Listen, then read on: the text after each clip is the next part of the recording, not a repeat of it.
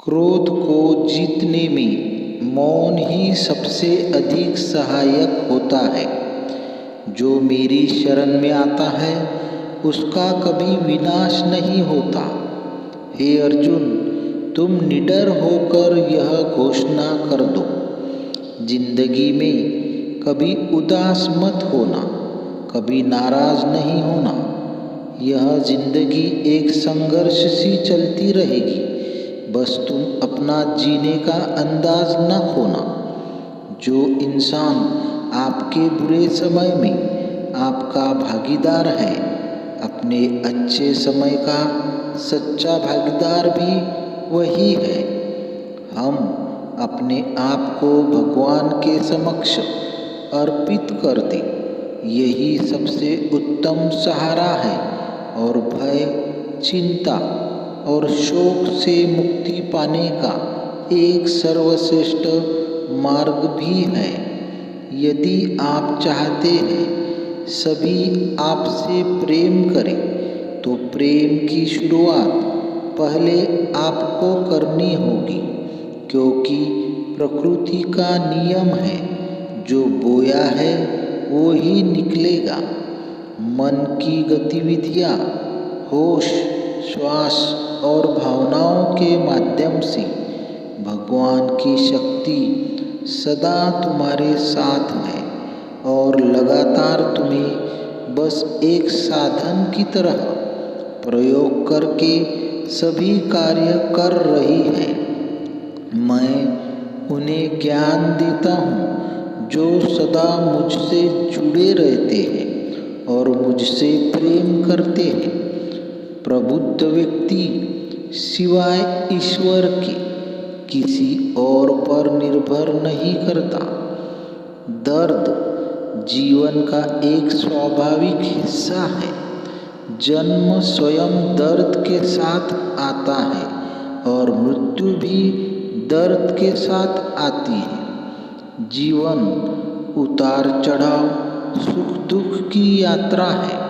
इस भौतिकवाद समाज में संतुलित जीवन जीने की चुनौतियाँ और प्रयास भी एक प्रकार का दर्द है। इससे बच नहीं सकते। दुख जीवन का एक अपरिहार्य हिस्सा है और हमें इससे निपटना चाहिए। लेकिन इससे निपटने से पहले दर्द की प्रकृति को समझना चाहिए। जीवन में कई तरह के दर्द का अनुभव कर सकते हैं, इसलिए बुद्धिमानी से इसका सामना करने के लिए पहले उस दर्द की पहचान करनी चाहिए जो अनुभव कर रहे हैं। सांख्य दर्शन के अनुसार पीड़ा 3 प्रकार की होती है: अधिभूतिका, अधिवैदिक और आध्यात्म।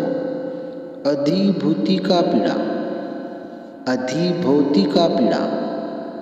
पीड़ा वह पीड़ा है जो संसार के अन्य प्राणी हम पर थोपते हैं। सच्चा दोस्त धोखा दे रहा है या परिवार का सदस्य जब उनकी सबसे ज़्यादा ज़रूरत है आपके पास नहीं है।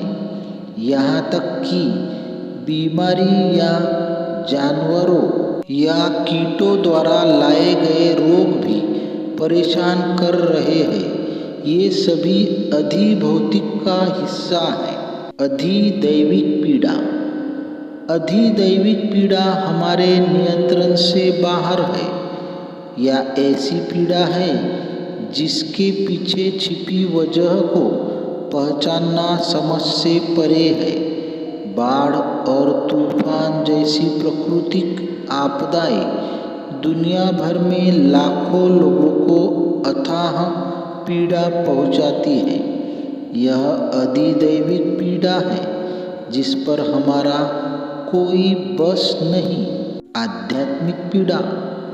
आध्यात्मिक पीड़ा जीवन में पीड़ा का मुख्य कारण है। यह हमारी लाई हुई पीड़ा है। यह मन और शरीर के ठीक से काम न करने का परिणाम है। सकारात्मक सोच की कमी और जीवन में असफलताओं और अक्षमताओं की ओर ले जाती है, जो काफ़ी परेशान करने वाली हो सकती है। बहुत से लोगों में भरोसे, सहनशीलता और मनोवैज्ञानिक सहन शक्ति की कमी होती है, क्योंकि उनमें शांति प्राप्त करने की प्रबल आध्यात्मिक इच्छा नहीं होती है। इसमें से हो सकता है कोई कारण, एक बार जब दर्द का कारण ढूंढ लेते हैं तो हम उसका समाधान ढूंढ सकते हैं। 3 कारणों में से कोई भी हो सकता है, लेकिन किसी भी प्रकार के दर्द से निपटने के लिए पहला कदम डिटैचमेंट यानी पीड़ा से अलग हटकर साक्षी भाव से देखिए। अहंकार और सांसारिक आकांक्षाएं आध्यात्मिक दुख का प्राथमिक कारण है।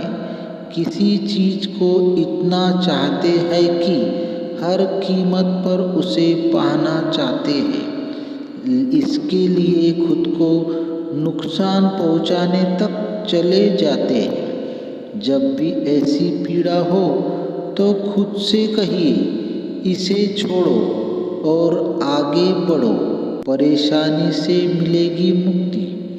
इंद्रियों के विषयों के प्रति वैराग्य विकसित करना होगा। हर स्थिति में खुद को भावनात्मक रूप से शामिल न होने दें।